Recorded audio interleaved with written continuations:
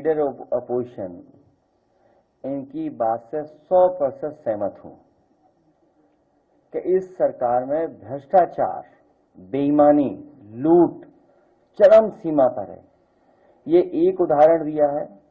इसी तरह बुंदेलखंड में ये तो धान का उदाहरण दिया इन्होंने कि किस तरीके से खातों तक में पैसे का रिकॉर्ड है, और एक बार नहीं, 2 बार नहीं, 3 बार नहीं, जितने भी प्लेटफॉर्म्स हैं, विधानसभा है, पत्र लिख करके जानकारी देना, संस्थाओं तक अपनी बात पहुंचाना, एक भी संस्था इनके खिलाफ, जिन्होंने इतनी बड़ी लूट की है, उनके खिलाफ कोई कार्रवाई नहीं, न कोई जांच किसी स्तर पर। ये तो धान का हुआ। इससे पहले बुंदेलखंड के कई किसान समय समय पर मिले, और जो मूंगफली खरीद थी उसमें भी बड़े पैमाने पर बेईमानी हुई। जो मूंगफली खरीद वाले लोग थे, जो किसान हैं, उनको लाभ नहीं मिला, उनके लिए जो कीमत तय थी उन्हें नहीं मिली। बिचौलिया और भारतीय जनता पार्टी के कार्यकर्ताओं ने ये बेईमानी की। धान के बाद मूंगफली, मूंगफली के बाद आज गेहूं की खरीद में भी ये सरकार बड़े बड़े लोगों से, उद्योगपतियों से मिली हुई है। जब सरकार को ये पता है, सरकार की जानकारी में है कि अगर किसान अपना खुले बाजार में भी बेचेगा तो उसे कीमत ज्यादा मिलेगी, लेकिन सरकार ने पाबंदी लगाई कि इससे ऊपर कोई भी आड़ती या उद्योगपति खरीद नहीं सकता है। गेहूं की कीमत किसान को ज्यादा मिल सकती है, लेकिन सरकार उसको, किसान को कीमत नहीं देना चाहता। न केवल ये, बल्कि किसान के ऊपर लगातार संकट पैदा हो रहा है। बिजली महंगी, डीजल पेट्रोल महंगा, खाद महंगी, कीटनाशक दवाइयां महंगी, उनका हर जरूरत का सामान महंगा, जीएसटी लगा करके जितने भी एग्रीकल्चर इक्विपमेंट्स हैं वो महंगे।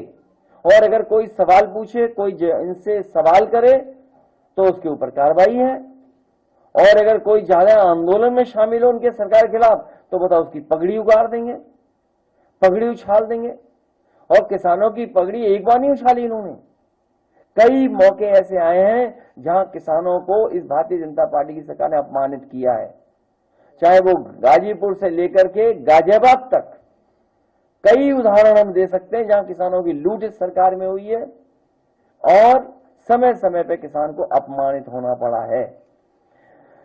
जहां तक भ्रष्टाचार का सवाल है, आज ही लखनऊ में आप में से बहुत सारे साथियों ने अखबार की वो तस्वीरें देखी होंगी जिसमें बेकरी में आग लगी, 2 लोगों की जान चली गई। ये एक जीता जागता हुआ भ्रष्टाचार का उदाहरण है, क्योंकि जितने भी संस्थाएं हैं जो फायर का एनओसी देते हैं वो जानबूझ करके चलवा रहे हैं। हर जगह ऐसी इंडस्ट्री, संस्थाएं चलवा रहे हैं, क्योंकि उनका महीना फिक्स है।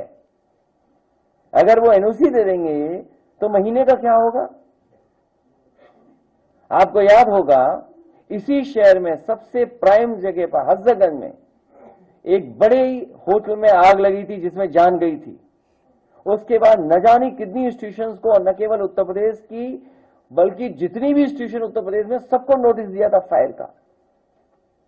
लखनऊ में तो दिया ही दिया था, राजधानी में, लेकिन पूरे उत्तर प्रदेश में सभी को नोटिस दिया था।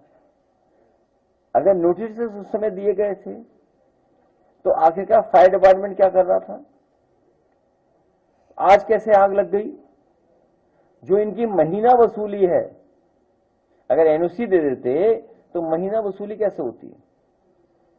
यही नहीं, भ्रष्टाचार का अखबार में कई अधिकारियों के खिलाफ कार्रवाई होने जा रही है 165 करोड़ रुपए की धांधली को लेकर के। ये तो बहुत छोटा है। 165 करोड़ इस सरकार के लिए क्या है? इस सरकार में इतना बड़ा ऐसे है कि कितना भी समाया जाएगा। 165 तो कुछ भी नहीं है। एक देखो कितने ईमानदार अधिकारी थे, कितना ईमान था उनका कि उन्होंने अपने नाम पे एक भी नहीं फ्लैट रखा, और अपने सहयोगी साथियों के नाम पे न जाने कितने फ्लैट कर दिए। उत्तर प्रदेश नहीं, उत्तर प्रदेश के बाहर ये तो पहली बार सरकार में देखने को मिल रहा है कि उत्तर प्रदेश के बाहर इन्वेस्टमेंट हो रहा है उत्तर प्रदेश के अधिकारियों का। उत्तर प्रदेश के अधिकारियों का इन्वेस्टमेंट उत्तर प्रदेश के बाहर हो रहा है। कुछ उत्तर प्रदेश के अधिकारी कर रहे हैं इन्वेस्टमेंट, कुछ उत्तर प्रदेश के बाहर से आए हुए अधिकारी जो बहुत ही मलाईदार पोस्ट पे हैं, वो इन्वेस्टमेंट दूसरे स्टेट में कर रहे हैं, जिसमें एक बार तो जाने कितना पैसा पकड़ा गया था। और कमीशन का झगड़ा तो हमने आपने सबने देखा। वो कमीशन का झगड़ा नहीं था, वो बंटवारे का झगड़ा था। और जितने भी मुख्य हैं सब इसी में लगे हुए हैं, क्योंकि चली चला की बेला में जिसके हाथ में जितना लग जाए